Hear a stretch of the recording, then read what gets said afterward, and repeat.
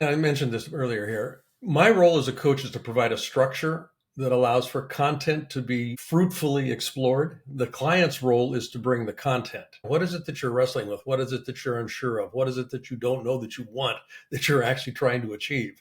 Those sorts of things. So the questions, there's a structure to a coaching conversation that could look like, it goes in this direction and then it focuses back down. So there's an exploration phase that. Welcome to Career Coaching Secrets, the podcast where we talk with successful career coaches on how they built their success and the hard lessons they learned along the way. My name is Davis Nguyen, and I'm the founder of Purple Circle, where we help career coaches scale their business to $100,000 years, $100,000 months, and even $100,000 weeks. Before Purple Circle, I've grown several 7- and 8-figure career coaching businesses myself, and have been a consultant at 2 career coaching businesses that are doing over $100 million each. Whether you're an established coach or building your practice for the first time, you'll discover the secrets to elevating your coaching business. Hey everyone, welcome to another episode of Career Coaching Secrets podcast. I'm your host Rexhen, and today's guest is Blaine Bartlett, a world-renowned executive coach, keynote speaker, and best-selling author of Compassionate Capitalism: Journey to the Soul of Business. As chancellor of the Napoleon Hill Institute, co-host of Office Hours on Apple TV, and host of the Soul of Business podcast, Blaine is a leading voice in conscious leadership and enterprise transformation, with clients ranging from global CEOs to visionary entrepreneurs. His work centers on the belief that business is the most powerful force for good on the planet if led with intention, empathy, and soul. And it's a pleasure for me to have him on the podcast today. Welcome to the show, Blaine. Rexhen, it's a pleasure to be here. Thanks for the invitation to sit and talk. Cool. Great. Yeah, it's a pleasure for us. So I want to know how you started this. What inspired you to become a coach, then start your own coaching business? Well, that's a long story that I'll make very short. I started coaching, if I was to put a date to it, typically it would be around 1977. So I've been coaching a long time. We didn't call it coaching at that point in time. It was just part of what we did in the work that I was doing in the personal development space, and then subsequently from that in the consulting space with organizations. And it was just an adjunct to some of the ways that we worked with our clients. And then fast forward about a decade and a half or so, actually learned that there was a name for what I was doing. It was called coaching. And I got connected with some folks that were actually founding members of the International Coach Federation. And one of the founding members there was a mentor of mine, Ian Frederick Hudson, founded the Hudson Institute out of Santa Barbara, which was and is one of the premier coaching schools in the world. Did some work with Frederick, kind of codified what I was doing. And the rest is, I suppose you could say, history. Coaching has been a part of my consulting practice since the beginning. And this literally goes back to the 1970s. Cool. Yeah. Well, that does definitely go back in time, a while back. Throughout the years, obviously that has changed a lot. There was no Zoom or anything like that. It was mostly done in person, I believe. And like I said, you didn't even have a name for it back then. You didn't call it coaching. It was mostly something you would do. Right now, which part of your coaching journey do you find the most rewarding since you started doing this? It's the one that actually was the most rewarding from the very beginning, and it's just seeing the transformation that occurs with people. One of the things that I resonated with in the work that I did with Frederick Hudson, he had this way of describing the coach's role in an interaction, and he said a highly effective coach leads from behind, and the implication of that is that the client has the answers inherent within them, and the coach's role is to provide a structure that allows for the content that the client brings to the table to actually be explored with an eye towards solving whatever problem it is that the client would like to have solved, or move into a direction that the client would like to move that they haven't been before. But the intent here is that it's already inside. It's already present, and it just needs to be illuminated in some way, shape, or form. So that notion of leading from behind, when it's highly successful, there's literally this ta-da moment that occurs, and the client is doing what it was that they had said that they wanted to do. They're being who it is that they said that they wanted to be. The experience of fulfillment that comes with that is shared on both sides. I certainly get to experience it, but certainly my client does as well. The nature of growth is part and parcel of that. Clients will come, and I'll just kind of go down a little bit of a rabbit hole here, if I may, but they'll come with a goal. in mind, typically. I've got this goal to have, do, or be something that I don't have, do, or be at this point in time. And there's generally some confusion about what the nature of a goal is. And most people think of a goal as something that they aspire to attain. And so a goal is intended to get something. That is not the purpose of a high quality goal. The purpose of a high quality goal is to grow. And in the growing process, I actually get something. I get ideally, I'll get what it was that I was setting out to achieve. But if I'm not growing in the process, it's kind of a fool's errand. So for me, the idea of highly effective coaching has to do with the embedded notion that growth is what we're after, not just an iteration of what was. And so all of that kind of comes into play here, and that is intrinsically satisfying. What is it that generally, since I'm not a coach myself, what is it generally can trigger these thoughts or these things that like are already in someone, but then they show up after the coach triggers them? Is it generally you just like asking the right questions at the right time could potentially make someone think what they haven't thought of before? I mean, that's probably the simplest way to describe it. And I mentioned this earlier here. My role as a coach is to provide a structure that allows for content to be fruitfully explored. The client's role is to bring the content. What is it that you're wrestling with? What is it that you're unsure of? What is it that you don't know that you want, that you're actually trying to achieve? Those sorts of things. So the questions, there's a structure to a coaching conversation that could look like, it goes in this direction and then it focuses back down. So there's an exploration phase that is uncovering, exploring, noticing. A lot of times it's about noticing what I haven't been noticing. So in that exploration phase, there's a lot of questions that take place. There's a nexus point. There's a point where that exploration has been achieved sufficiently at a given point where we now start focusing on now what? What do we do with this? That's where, game plans come into play. That's where we start looking at the question of how. And in that question of how, which is different than the question of what, and that question of how can get pretty granular. And that's where we begin to explore different choices about ways of doing things that were different than what we've done before, because we want to do things differently. The way that behavior changes is through awareness. Mm-hmm. And an increase in awareness increases choices. So ideally, what I'm doing when I'm working with a client is putting a spotlight on, here's a choice that we haven't really worked with before. Maybe it's something that you did before, but it was historically not appropriate at that point in time. What if we did it this time and saw, and just explored what happened? So, there's just a number of different ways, but it's all embedded in what I call the coaching conversation. And I wrote a whole book about it. Cool. Thank you.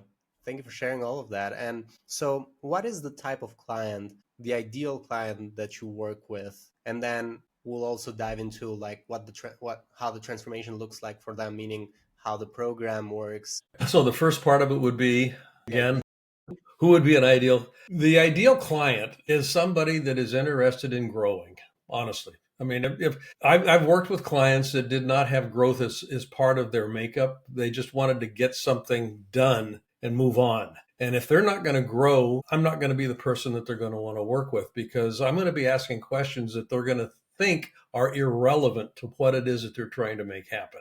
But it is highly relevant to their growth process. And that's not for me to decide, but it's a litmus test that I use when I'm working with clients. Are they coachable? And clients that the smartest person in the room oftentimes doesn't get as far as they could get because they are the smartest person in the room and they are not taking information in a different way. And I work with highly intelligent people. Some of the smartest people that I've ever worked with have been my clients. The ones that have been highly successful are the ones that are open to coaching. They're open to different points of view. They're willing to challenge themselves. They're willing to challenge their thinking. And that's the nexus point, is where, how I think about something, how I describe something to myself determines how I feel about it. How I feel about it generates behavior.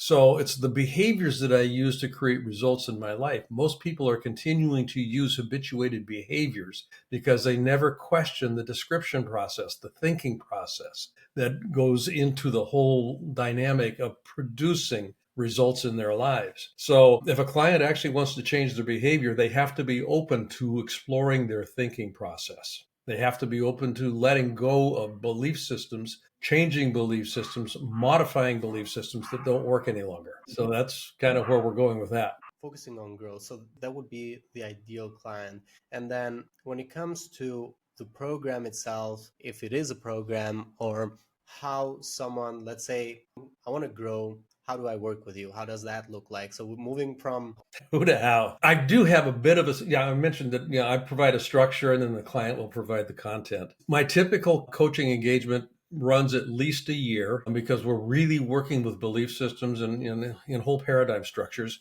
And paradigms are built over time. They don't just happen. So to deconstruct a paradigm and actually replace it with something that's more workable, more useful, takes some time. So the first piece is an understanding that there's going to be a time commitment that's engaged here. We'll typically meet once a week, at least for the first quarter, once a week. Today, it's almost done virtually in most cases.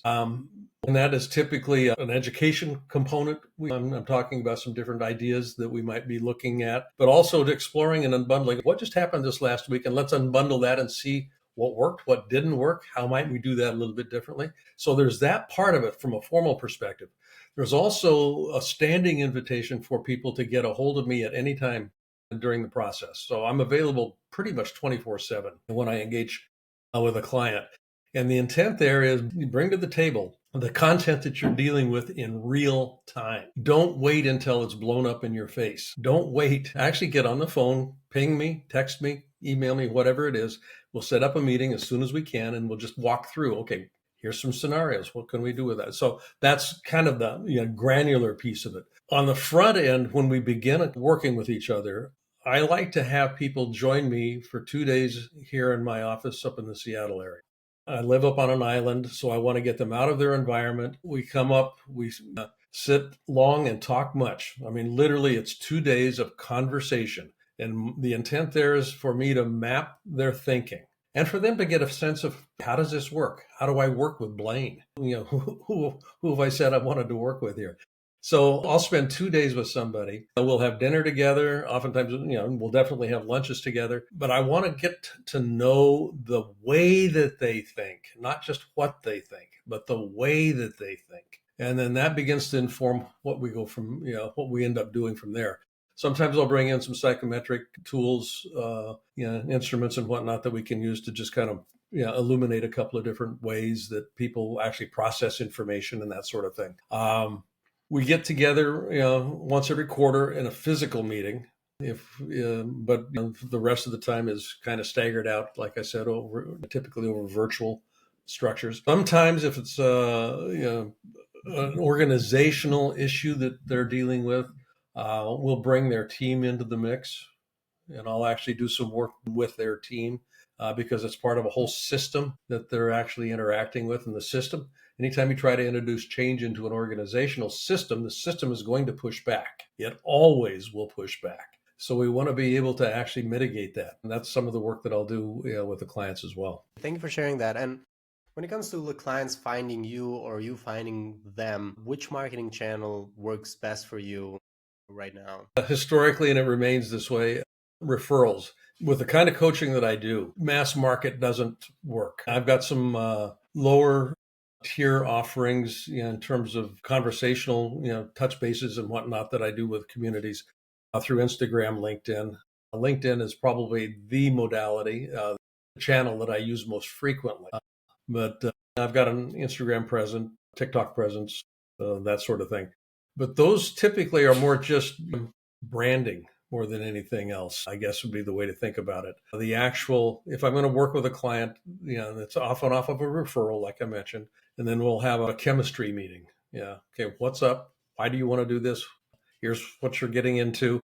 I want to be very clear about setting expectations on both sides of the table, that sort of thing. And right now, what is the goal with your coaching business moving forward the next 1 to 3 years, short to medium term goal? How do you see the coaching business changing? Do you have any goals around that? The goals that I have to do more around impact. So I'm looking continuously at how do I enhance the impact that I'm having with the clients that I'm serving. So I'm continuously getting myself into educational programs as well. So right now I'm finishing by September, hopefully, knock on wood here, touch base or touch wood, I'll have a PhD completed. So I'm doing some educational work on myself that enhances the effectiveness that I can actually leverage with the clients, with whom I'm working. So it's less about growth goals, for the business side of things and more about growth goals for myself that translate into greater impact with my clients. What are some investments that you've made over time in your coaching business that you feel like those have been very good investments and you've gotten a good return on those investments? Okay. The work I did with Frederick Hudson,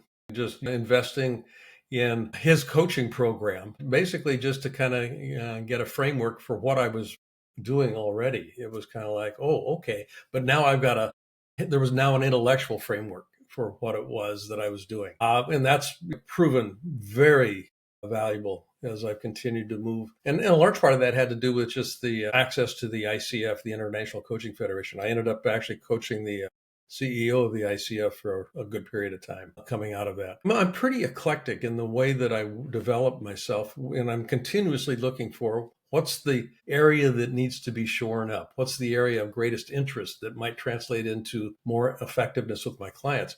I've done a number of different programs with Joe Dispenza, just on the nature of the mind and the creation of manifestation of reality.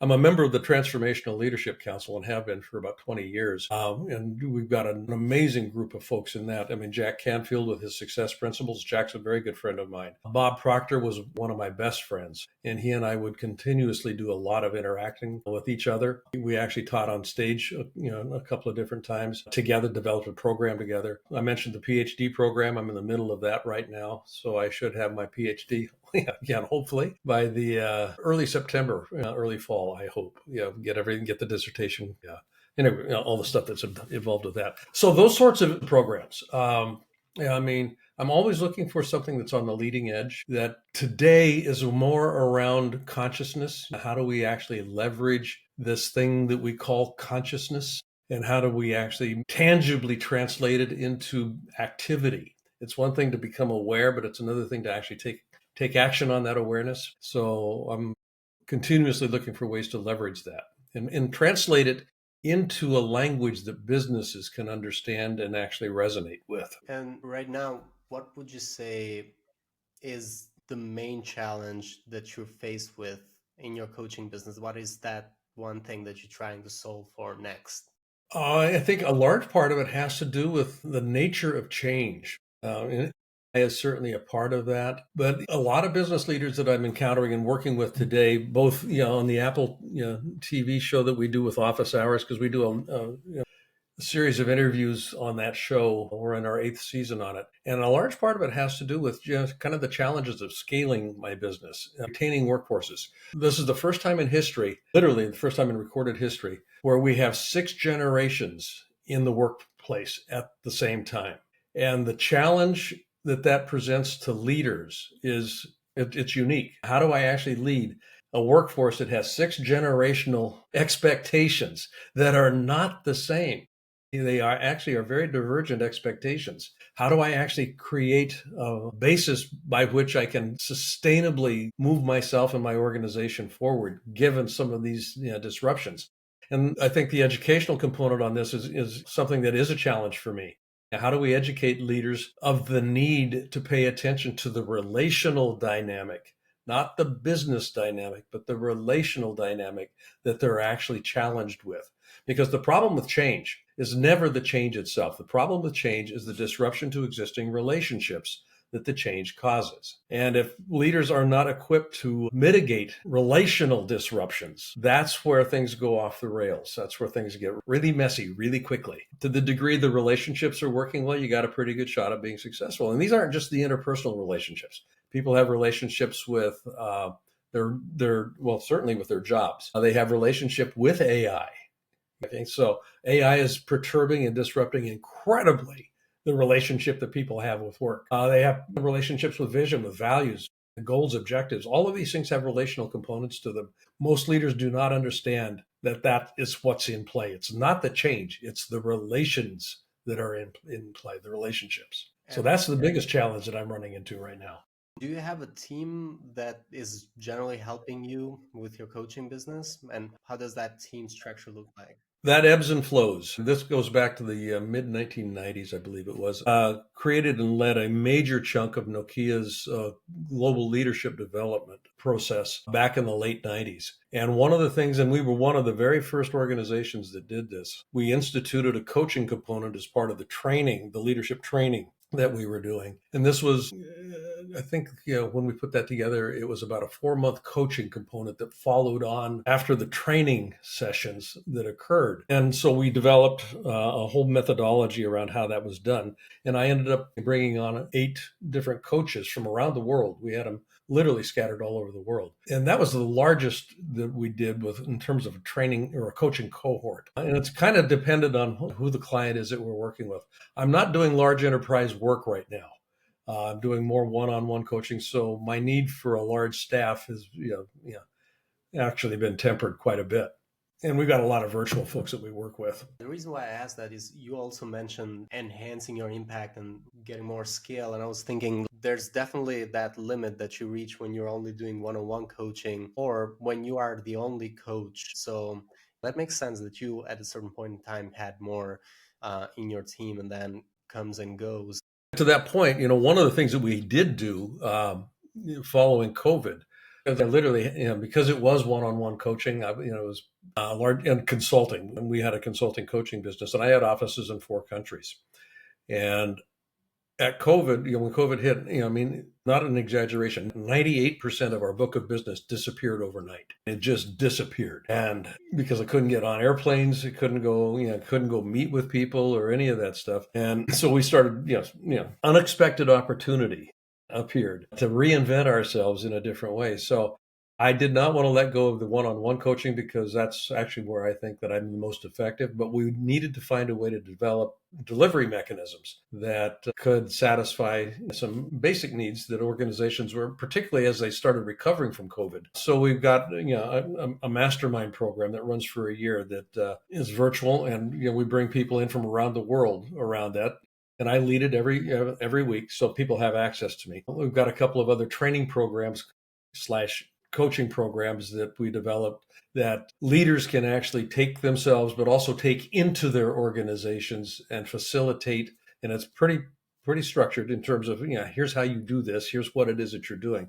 And it's all modeled after our methodologies. So I wanted to have a low barrier to entry on all of that stuff. So we found ways to actually facilitate people having access to information, access to resources, not have to wait for me to show up someplace. Because to your point, scaling me is, I don't want to get on an airplane anymore.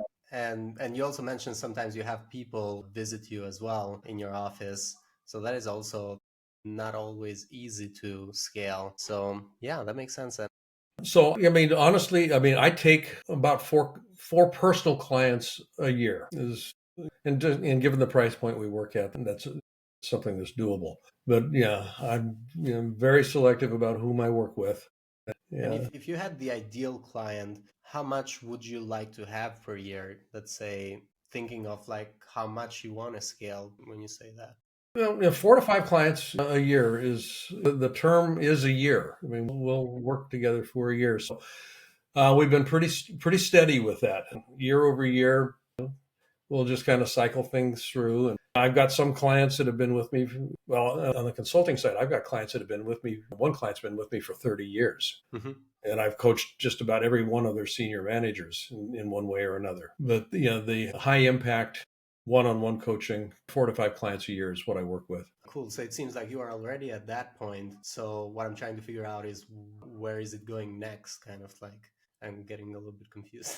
Well, it's the purpose of a goal is to grow. It's not to get something. So I'm not interested in particularly scaling the business. I built the business. Like I said, we had offices at one point in time in 4 countries around the world. After COVID, we retrenched. I don't have that any longer, which is just fine with me. Honestly, Rexhen, I've got over 5 million air miles. I don't need another plane flight. Yeah. And at my age, it's kind of like I get to pick and choose. Yeah. So the business today for me is a lifestyle business. Mm-hmm. Okay. And it's a lifestyle business. It's organized around how much impact can I have, doing it the way I want to do it. So I'm pretty clear about that today. Cool, I'm awesome. not interested in building another empire. I've done that. Yeah, that's what I wanted to clarify. So it does make sense.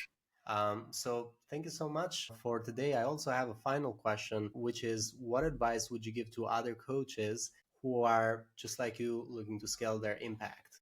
And we've talked about it a little bit, but is there any final advice? Yeah.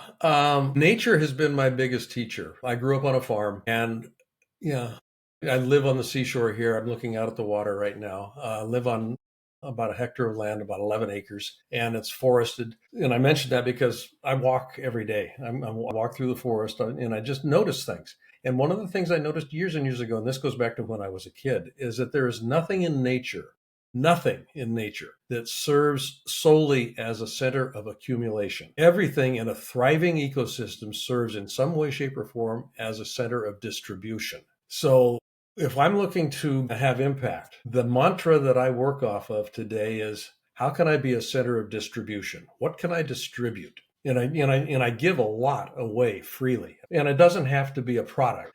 It can be advice. I'm always, here's my number. Give me a call. If you want to talk, we'll have a conversation. Nobody abuses it, but I'm always looking for ways that I can, be a center of distribution and it plants seeds. And at some point in time, something circles back. I mean, that's just kind of the nature of reciprocity. So that's where the book Compassionate Capitalism came out of. The invisible hands of commerce and that Adam Smith talked about were based literally on reciprocity. You win as a client, I win as a provider. And if that is continuing to go, then things are working pretty well. And it's called the wealth of nations for that reason. Thank you. Thank you so much, Blaine. It's been a pleasure having you on the podcast today. For anyone who wants to find you or reach out to you, they can simply go into LinkedIn, Blaine Bartlett. They will be able to find you there. There's also your website, blainebartlett.com.